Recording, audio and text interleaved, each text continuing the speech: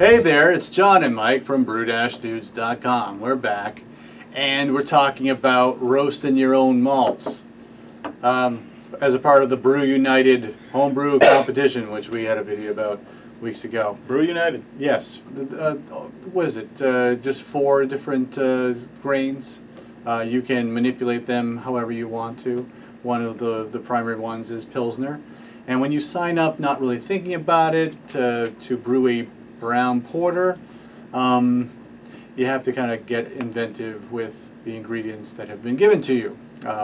So I got into I gave a bunch of Pilsner malt to a monkey, and he's eating it. Oh, God, and then that's really then disgusting. I'm gonna. I don't that's want how to talk about there's that. coffee. They make coffee, certain coffees that way.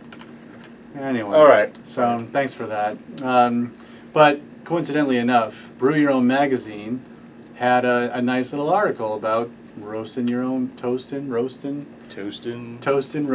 rawhide your own malts at home.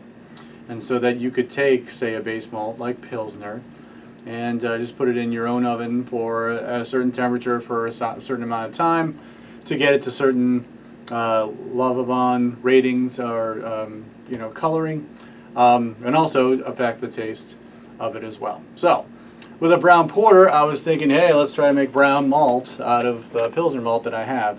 So in front of us, I'm sure this HD camera I'll get a picture of that later. Please. So I have plain old Pilsner malt. I only roast or toasted enough to for the actual recipe I'm making. So Mike wanted to make a tea. I said, no, dude, we're chewing it on camera. So we have plain old Pilsner malt, and then what I created just last weekend out of my own oven, which is an approximation of an amber or brown malt. So Mike, what did you taste first?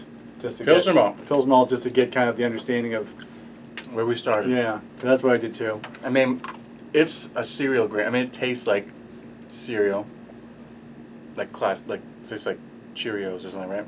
But the more that you chew it, you can start actually getting some of that starch conversion with the amylases in your saliva. Huh. You get a little salt going. It's an experiment when you're a kid with the potato. You chew a potato, it turns sweet, right? Supposedly. I never did that. Oh, I'm sorry. That's right. I guess that's why I'm a STEM guy, and STEM. Science, technology, engineering, math. There's a shortage of people like me in this country. Eating potatoes at home. Eating potatoes at home. Turning starches into sugar. That's why I started homebrewing the iodine test. I was like, yeah, well, no big deal. Got it. Okay.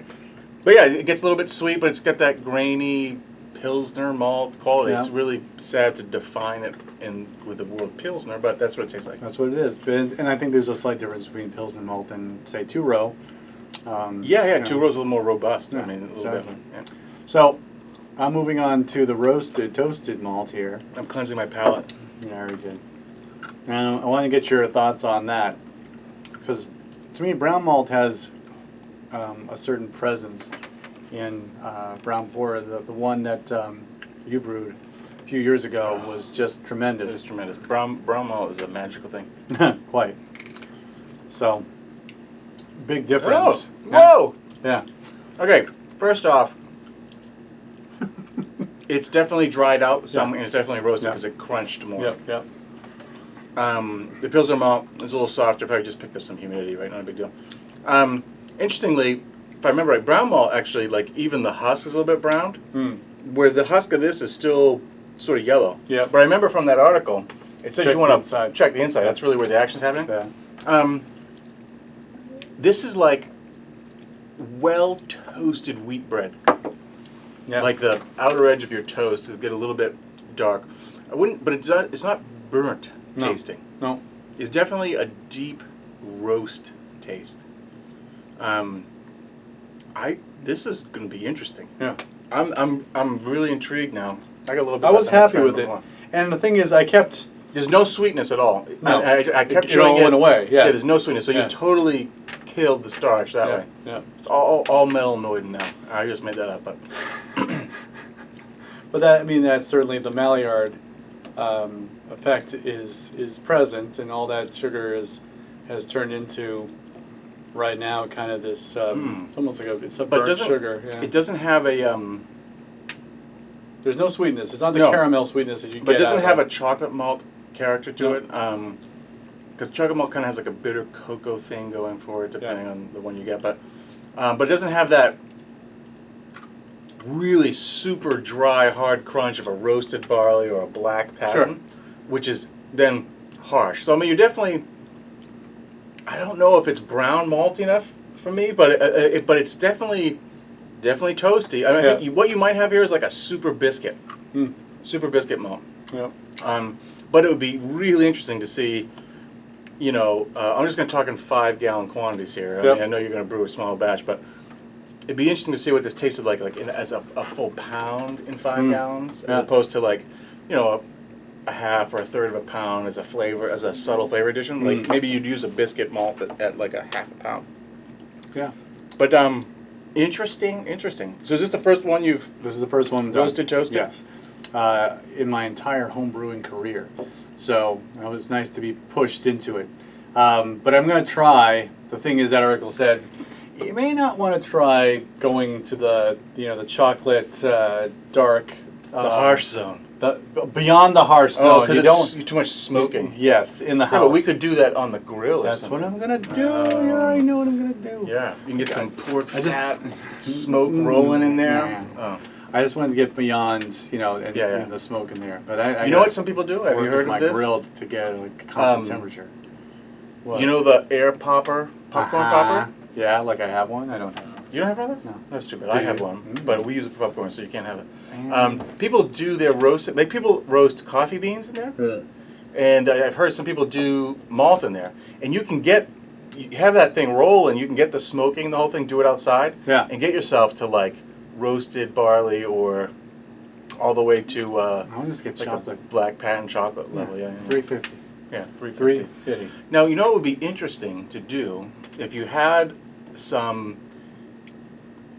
specialty malts at home and you had enough of this stuff. It would be interesting to do like, say, a tablespoon quantity, or let's say like 10-gram quantity of a couple known colors in, say, like a third of a cup of water. Yeah. Just crush it with like a mortar or pestle or a coffee grinder and make a dust.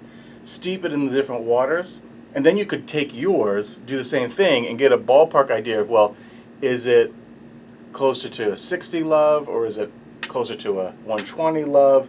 Because you could actually just compare by color where you are on the color spectrum and get an idea of how much color contribution you might roughly expect. Sort of like playing with home harvested hops, brewing like a standard beer and then whatever.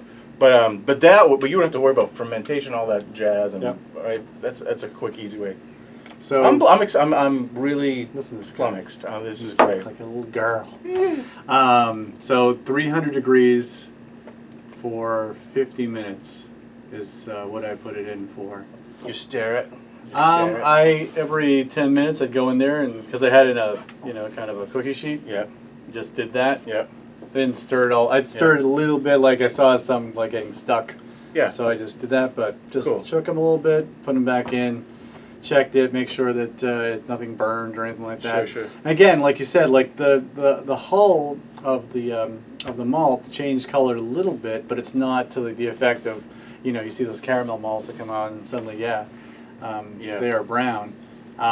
So it's more about what's happening on the inside, which is the most important thing. The only experience I've ever had with this is toasting oats. Yep. For oatmeal stout. Sure. And I think deep in the blog site somewhere, there's some pictures of pre and post toasted oats. Yep. But nothing to this level of color development. Yeah, nice. So we'll see. I still have to do another roasting experiment, like we talked about, on the grill to get something a little bit darker. Yeah. To get that really robust roastiness going on. Have you ever had the special roast malt that they make? I bet this stuff will get you a pretty roasty flavor, right, as it is right now. Sure. Yeah. But at the same time, I want to get just a little bit. So have I had what? I'm sorry. Special roast malt, like this. Special roast. Yep. How's your memory on that? How does it compare to what I have in my brown bag over there? Actually, that's a good comparison. It might actually be pretty close to that.